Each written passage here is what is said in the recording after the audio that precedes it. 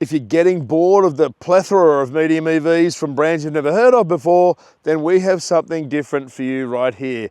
They may be electric vehicles, but these are large luxury SUVs with an all-new EV from Audi, a relatively new EV from Polestar, and the first ever Cadillac officially sold in Australia, which is also Cadillac's first ever EV. Now, these three vehicles here are not cheap. The cheapest of them is, surprisingly, the Cadillac. It's $119,000 for this Lyriq Sport you see here. This mid-spec Audi Q6 E-tron Quattro is $122,500 before on-road costs, which means it's about $7,000 dearer than the rear drive version. And this Polestar 3 dual motor all-wheel drive, which is essentially the top spec without the performance pack, is $132,700 before on-road costs or options. And all these three have options, but we'll go through those shortly. I'm Nathan Ponchard, this is Chasing Cars, and we're about to find out which one of these three is the most electric. Chasing Cars, honest reviews of your next car. Brought to you by The Q6 is the first Audi to use the PPE platform that also underpins the Porsche Macan E. And so this is the Audi version of a Porsche, and it very much feels like that on the road too, although with some Audi polish. Now, in the photos, this car here looks quite good because there's a lot of contrasting bits and pieces in the side flashes and the grille at the front and everything. But whoever spec'd this car decided they would channel the Mariana Trench because this is as black can be. And it's a little bit disappointing because you can't really see the shape of the car and it looks smaller than it actually is. But that's beside the point. We can option that out and it doesn't all have to look like this. While the Q6 is 4,771 millimeters long, the Polestar 3 is 4,900 millimeters long, and the Cadillac is over 5,000 millimeters long. So as we go along the line, we're growing slightly in size and we're definitely growing in weight, which I shall talk about in a minute. The Polestar 3 shares its SPA2 platform with the forthcoming Volvo EX90 7-seat SUV, but this car is very much a sports luxury option, not the 7-seat breeder option. So we have a very cool fastback profile, much more challenging in terms of design than the rather traditional Q6. It has a 100 millimeter longer wheelbase than the Audi, but then if we go to the Cadillac, this car has a nearly 3.1 meter long wheelbase. And while it's the cheapest car here, it definitely has the most metal for the money, as American cars tended to always have. It is 2,774 kilos. We have 2,580 here and 2,400 here. So the Audi is a relative lightweight compared to the Cadillac. But do you get more car for that money, not just in the metal, but also in what you get for luxury? While the Audi's look is a newish take on a fairly familiar theme, and the Polestar 3 is fairly familiar as well, the Lyriq is very much new and striking, certainly on Australian roads, because we've never seen a car like this before. We don't get Escalades and all those other cool things. We don't get any of those black wings either, and perhaps that should have been the car they brought here. But anywho, we have the Lyriq here. It's taken 3 years to arrive, and it does stand out. It has vertical headlights, just like a 60s Cadillac, only new design, sequential lights at the front, 21-inch wheels. It has fixed rate dampers, not adaptive or air, which is what the other two cars have here. And we'll see how that goes on the road. But it does also have a few very small nods to the past. At the tail, it has upright tail lights on the side, so the vertical lights that Cadillac very much used as its signature for decades. And intriguingly, we also have all this sort of plastic garnish here to make a little Landau window panel here. So when you're sitting inside, you've got this little extra fillet, just like it's a 70s Cadillac, which I think is kind of cool. Whether you like that or not, let us know what you think. But I think it definitely stands out on the road, certainly in this metallic red we have here. While the outside of the Q6 is sort of more of an evolution of Audi's current SUV look, the inside actually takes it sort of to another level in that this whole PPE platformed car here has a completely new software setup and all the hardware underneath it as well. So this curved digital screen here in front of me is new for Audi, and the screen in front of the passenger is new as well. So there's quite a lot of stuff in this car that is a little bit different. But if you've been in an Audi before, it's all relatively similar, even though it doesn't have an MMI controller here anymore because it doesn't need one.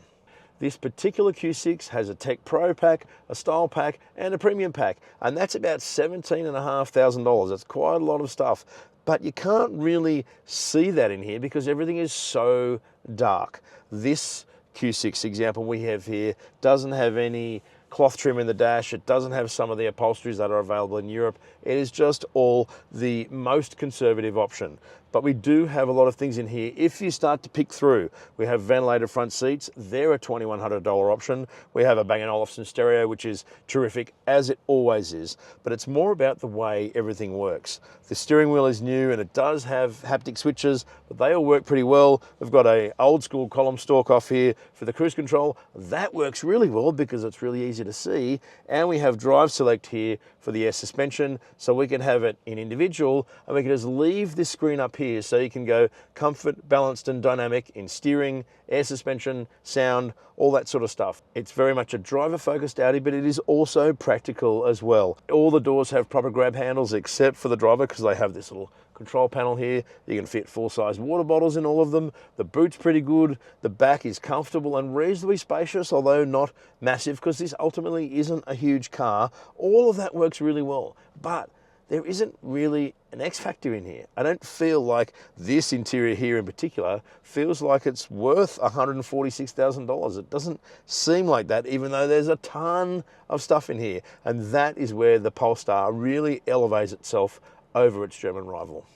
Even the Polestar 2, which is 5 years old, set itself apart for its interior quality, especially compared to a Tesla. So when we're here in a vehicle that's twice the price, competing against really quite expensive electric SUVs, Polestar really needs to assert itself.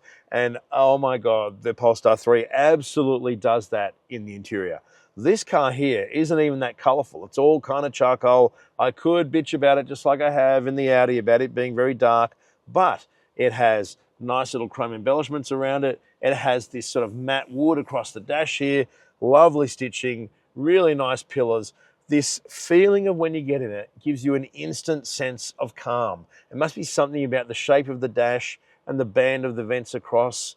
We do have $7,500 worth of Napa leather upgrades. So these amazing seats with ventilation in the front, so comfortable, straight from Volvo, but that is also a great thing, are wonderful. This Polestar 3 also has a $9,000 plus pack, of which the star of the show is arguably the 25-speaker Bowers & Wilkins stereo. But all three cars here do have really great audio, but this being the best of the three. That said, this is not a cheap car. As tested, $151,200. The Audi's $146,500. The Cadillac's $126,000. But this feels like a $150,000 car.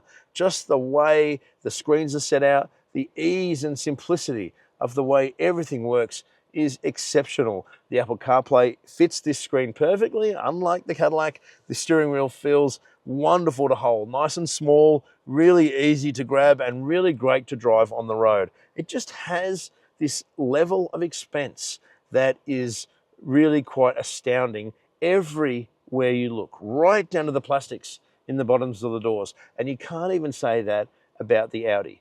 The back seat is similarly huge. The seating isn't quite as great as in the front, but it's still pretty good. The front seats are set a little bit inboard, so you're kind of looking at this lounging space. And we do have a bit of a mini wagon here too. So we've got the pop-open tailgate in the back and that really capacious boot. This is a unique car that is proud to be something different, but also sets a complete new standard for interior luxury. From an Australian perspective, great American interiors really belong to the 1960s. So full-size cars and personal coupes starting in about 1963 up to about 1970. Some of those are stunning. Buick Riviera, etc. But most of the best ones are all Cadillacs. And so our most recent experiences being in the Chevy Silverado, Ford F-Series, things like that, the Chevrolet is really quite slick, especially to Aussies as a dual cab ute. And yet here I am in the Cadillac Lyriq, and we're 8 years on from when our General Motors car industry disappeared. And I'm sitting in the Lyriq and I'm thinking some of these finishes wouldn't have been acceptable in a Holden Calais in 2017. It just isn't consistent enough. It starts with the things like the plastic, these weird pattern plastics around here, flimsy kind of feeling buttons, just weird flimsiness. It doesn't really feel expensive. Plastic chrome here.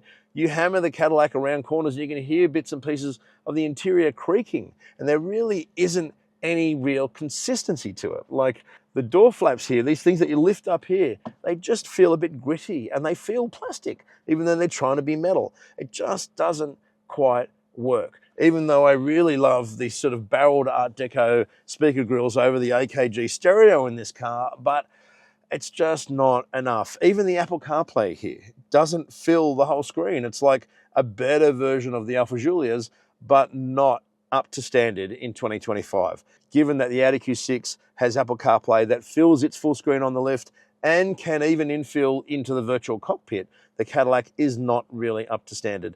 Arguably the worst part of it is this tray here. It looks kind of cool. It's got a maroon interior, which is nice, but it's so flimsy. I would imagine Holden would have said, no, that's not good enough for a Statesman, but it's in a Cadillac.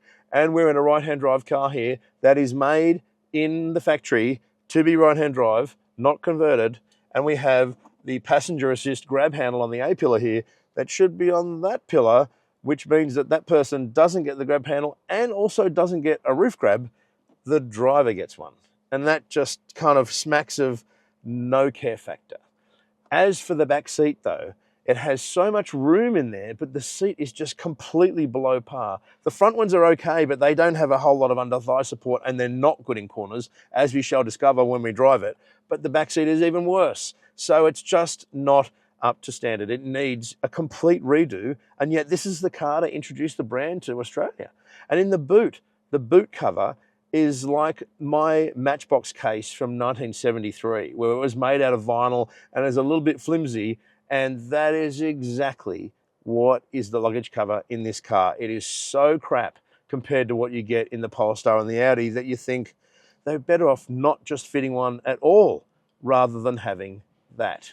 And it actually pains me to say all that because I really wanted to love this car. I love old Cadillacs. I love American cars, but this is not good enough. Being the biggest car here and easily the heaviest means that the Lyriq does already have physics working against it. And it also doesn't have adaptive dampers or air suspension. So it doesn't really have any trick suspension hardware to hold it in place either. That said, it actually corners quite well up to a point, providing you don't push it too hard. It does have a degree of balance in the suspension. It hangs on pretty well. It's really nice, like going in through there, turns in well, hangs on well, doesn't encourage you to drive hard, but doesn't also like being driven too hard. It has a comfort zone, and that is to a point. The one thing that it does though is needs a lot of wheel to turn in here. Look, full steering lock through there, and then going through here, it needs to turn a lot. And I'm also lolling about in these seats that don't really have any side support. So it's like, it can corner, but it probably doesn't want to. And that said, on the road, its ride is pretty good, but it does loll about a bit.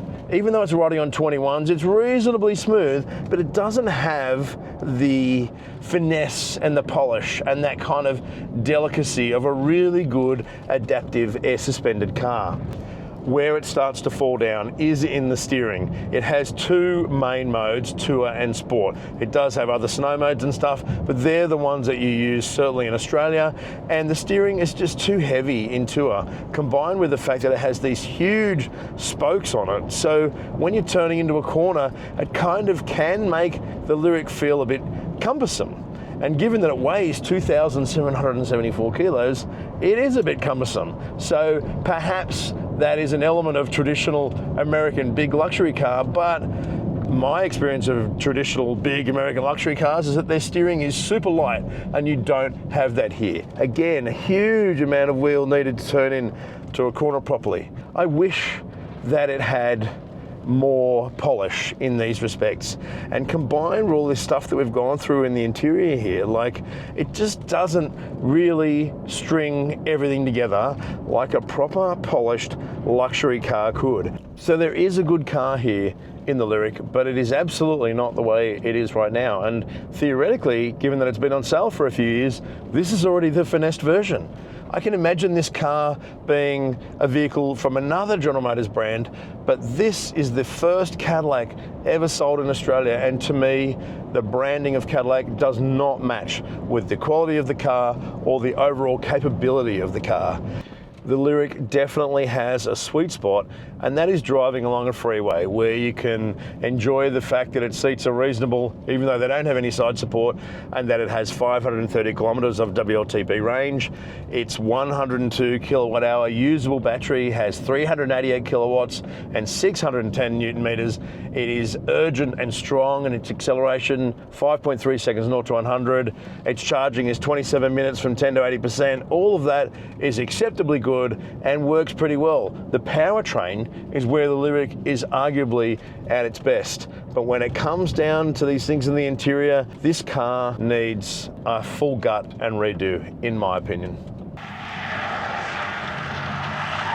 The benefit of using a brand new PPE platform is that the Q6 brings latest generation EV tech to the table.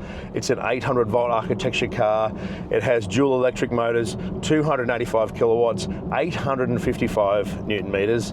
It does 540 kilometers WLTP. It does 5.9 seconds 0 to 100. But arguably the most impressive of all that stuff is its 21 minutes from 10 to 80%. And then secondly, beyond all that, is its suspension.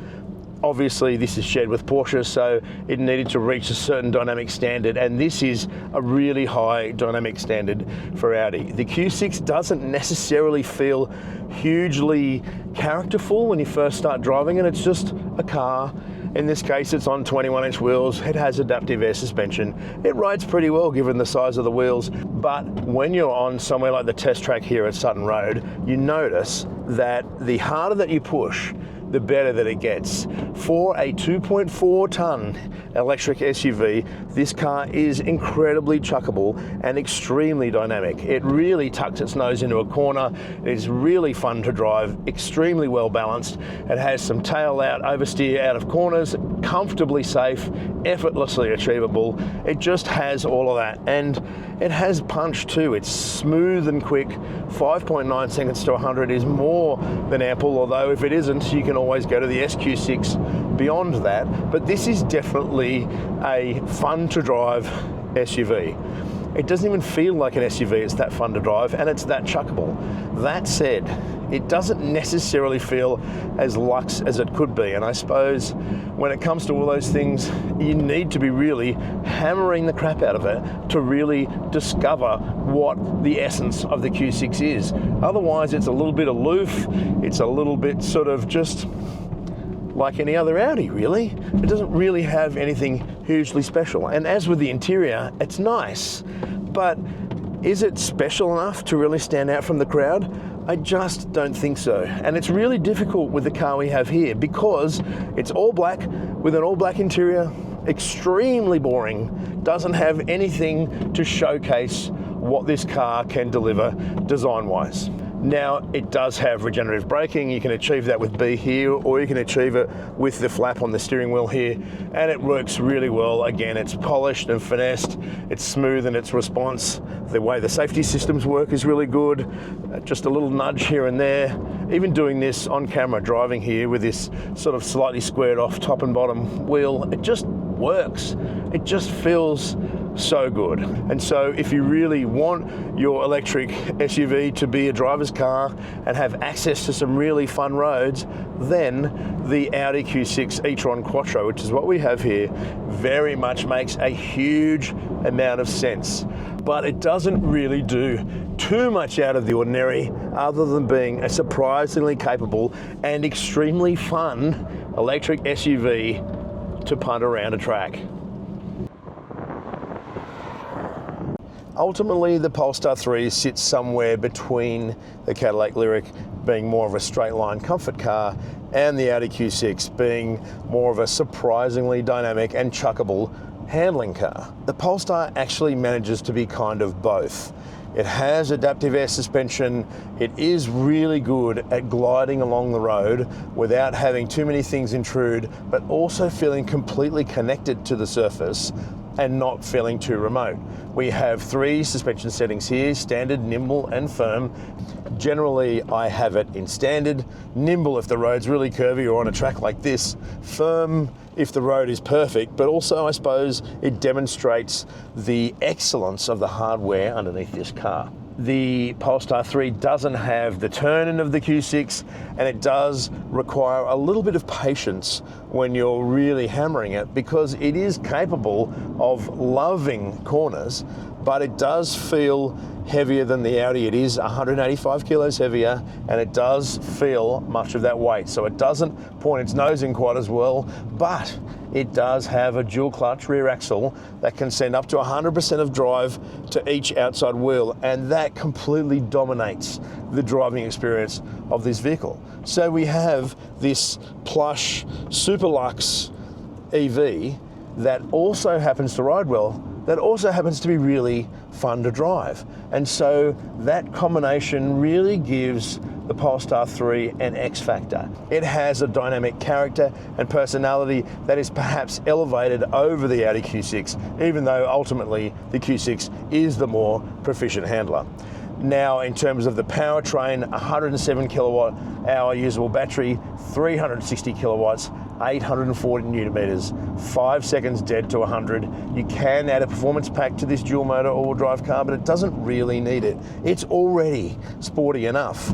It can take 250 kilowatts DC charging, which is 20 kilowatts less than the Audis, and it does take 30 minutes to go from 10 to 80% rather than 21, but its WLTP claim is well over 600. Polestar says it can do 610 kilometers WLTP. You will find other amounts online that say 630, 636. The performance pack does 560, but if the Polestar is anywhere near any of those numbers in reality, then that is really cutting edge for a car like this. I suppose ultimately it is that X factor of driving appeal that sets this car apart, from the delicacy of its safety systems to the ease of going through all of its drive systems on this awesome to use touchscreen that remains the benchmark for every car, not just luxury cars. That sort of stuff hits home every time you're in this Polestar 3. But what I came back to in the interior when I first talked about the interior of the car is that it has a calming effect about it. You sit in it, you nestle in the cabin, the road noise is nicely subdued, certainly quieter than the Q6. It has that beautiful calming layout of the dashboard. It is the polar opposite of the busyness and the fussiness and the claustrophobia of the Lyriq's interior. This is Scandinavian design at its finest in 2025.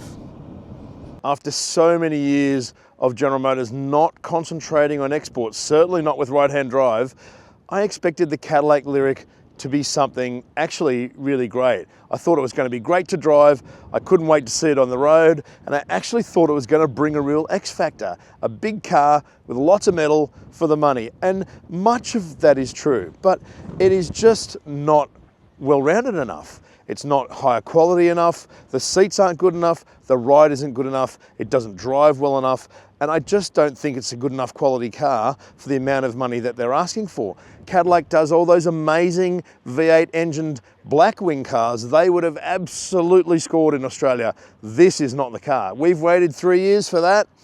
I'm sorry, but it's just not good enough. Which leaves these other two EVs here. The Audi is an excellent car, but it is also predictable. It doesn't really do anything different to many other Audis. It is a great car to drive, and it is also quite handsome to look at, but it doesn't necessarily have an X factor, even though the harder you push in it dynamically, the more it brings, which actually brings us to the Polestar 3. It isn't quite as sporty as the Audi, it isn't as truckable, it weighs more, it's a bit more of a barge, but actually that works in its favor because the waftiness of this vehicle is just terrific. It's meant to be a sports luxury EV, and it very much has that. Its interior is so special, its outside is really unique, its air suspension works exceptionally well, and that dual clutch rear axle gives it a dynamic character that the other cars here can't really match. match. If you want to do a luxury interior, this is the way you do it. Let us know what you think in the comments. If you haven't subscribed, please do so below the video. Hit the notification bell and tell us what you think about the Cadillac Lyriq, the Polestar 3, or the Audi Q6, or about chasing cars. Thanks for watching.